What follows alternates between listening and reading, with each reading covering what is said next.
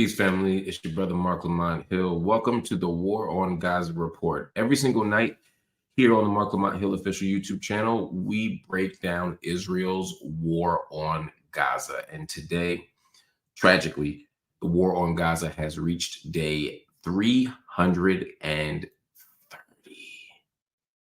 Day 329. We ain't in 330 yet, but my God. Day 329 is and I say this almost every night now, and I don't mean to I, I'm not being hyperbolic. I'm not trying to be hyperbolic. I'm not trying to be ridiculous. I'm not trying to be alarmist. But I could not foresee by any stretch, and forgive the typo. It was my fault. I could not foresee under any circumstance, this war going on this long. I have no illusions about Israel's intentions. I have no illusion about the ongoing uninterrupted violence that's taking place in the Gaza Strip. I just didn't think that even for just good old-fashioned public relations and propaganda, that the numbers will be permitted to go this high. I thought maybe they'd stop it after a couple of months, have a ceasefire, and then start it over again. But the idea of going uninterrupted for almost a year now, I mean, I thought day 100 was wild. But this is even crazier. So anyway, I don't want to belabor that point. I'm just frustrated. I'm watching, and I've been watching this every day for a year. I've been watching this for much of my professional life as a journalist. And when I get struck by certain images, I have to share them with you. I'm watching this young man. May not seem like it's not the most alarming of images that you'll see. So much of the violence that we see in Gaza has been exploited. It becomes almost like genocide porn to some people who just want to keep showing bodies and death. But in some ways, it's the quotidian. I mean, and to be clear, I mean, you got 10 babies dying, every day? You got thousands of people dying every day, but it's also a question of what it means to survive. These are the survivors. Look at this young man's life. And by the way, the young man is carrying a box, carrying humanitarian aid. Look behind him. Look at the rubble that he is surrounded by. Look at the built environment. Look at every building, nearly every building there. Look at where the vendors are. It's makeshift because everything has been destroyed. Look at what's on the shelves in the background. Almost nothing. Look at the people scrambling to get what they need. And please understand that behind that rubble, underneath that rubble, inside of those buildings are more dead people. This thing does not stop. This thing continues, and it continues because the war on Gaza continues. And so we're going to begin where we always begin, and that is with the numbers. That is with the numbers. As of today,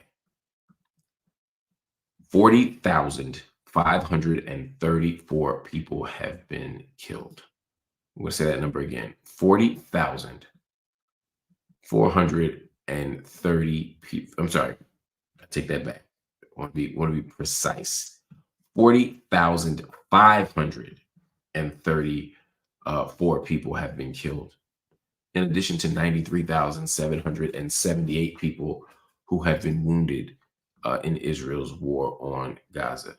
To give you context, because 43,000 people, it's one of those numbers that was like, it's big, obviously, but it's like, how large number of that is that? How large number is that?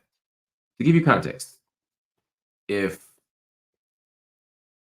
40,000 people were to stand up next to each other and join hands like a human chain, 40,000 people will cover the entire island of Manhattan. It would cover the entire island of Manhattan.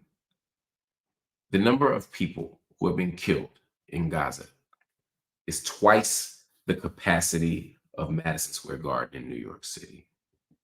Twice, really more than twice at this point. If 40,000 people were standing tightly next to each other in Paris, the first person would be at Notre Dame and the last would be in Versailles. The line would be 24 kilometers long. I'm trying to give you a sense of how many people we're talking about. I'm trying to give you a sense of what that would mean.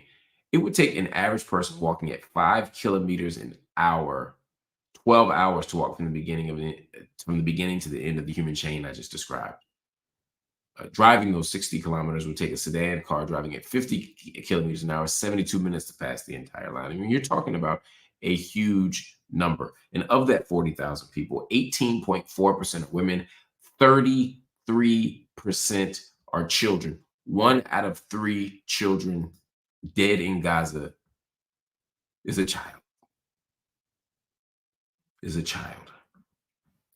This is our reality. It's also the reality of this young man here as he's walking to get his humanitarian supplies. He's walking against the backdrop of that rubble, of that destruction, of that devastation, of that death. I need you to understand that. I'm not trying to play to your emotion. I'm not trying to be dramatic. I'm not trying to be alarmist, but I need you to understand what's at stake when we talk about 40,534 people dead. I mean, think about the fact that on October 7th, 1,139 people were killed and a few hundred were kidnapped. And it sparked global outrage. Public policies changed, armies were deployed, weapons were sent, money was wired, all for 1,139 people whose lives had value. And yet somehow with 40,534 Palestinians dead, not to mention the tens of thousands who lay under the rubble, not to mention maybe the 10,000 who lay under the rubble, maybe 15, and the tens of thousands of people who died because of things related to this war, meaning that the death toll and the casualty rate is astronomical, hundreds of thousands of people in that context. If that's what we are saying, given the lack of global response, the lack of substantive political intervention, it kind of proves the point that Palestinian lives just don't matter as much as other people's. Anyway, move on to something else. The EU Foreign Policy Chief Joseph Borrell says that Israel's major military incursion into the West Bank, we're talking about the West Bank tonight a little bit, it must not be, quote, the premises of a war extension from Gaza and a repeat of the, quote, full-scale destruction scene in the Palestinian enclave. Here's why this is important. The refugee camps in Tulkarem, Jenin, and Farah, as well as the major cities in those areas, have been the victims of a vicious assault by the Israeli military. Hundreds of soldiers have invaded. Israeli forces have already killed at least 10 Palestinians. And this is not a small thing. I know we talk about the West Bank getting raided all the time. I know we talk about settler raids as well. But this is the largest assault in the West Bank in 20 years.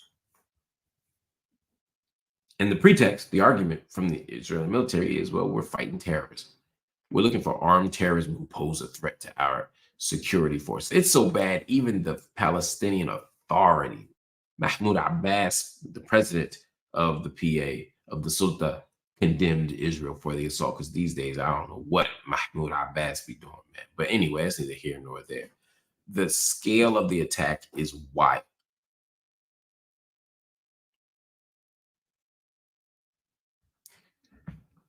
And what the world is concerned about, quite reasonably, including Joseph Borrell, the head of the EU Foreign Policy Division, is that they're using Gaza as an excuse to invade the West Bank. And then in the same way that they used October 7th as an excuse to ethnically cleanse Gaza, what will they do in the West Bank when you know that Israel wants all the land, when you know that settler expansion is happening relentlessly, when you know that there seems to be no end in sight? Anyway, We'll find out. Next on, the UN's World Food Program suspends staff movement across Gaza after one of its clearly marked UN humanitarian vehicles was hit at least 10 times by Israeli fire at a military checkpoint. Now, just yesterday, if you remember correctly, just yesterday, I told you that the UN was moving its humanitarian staff out, and the reason was because they were under such great threat. The reason was it was so dangerous. The reason was they don't want to die, and Israel is going out of its way to make the conditions unlivable so that they won't do it. And what happens the next day? A UN food truck gets hit.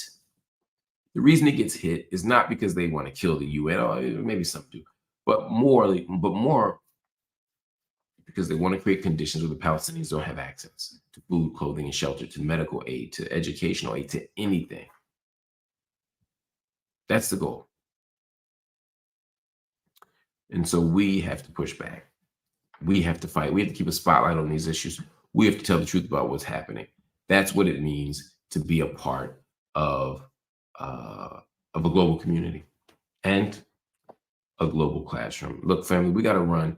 I wanted to give you all a quick breakdown of what's going on here in Gaza. I promise you tomorrow we'll go in greater depth.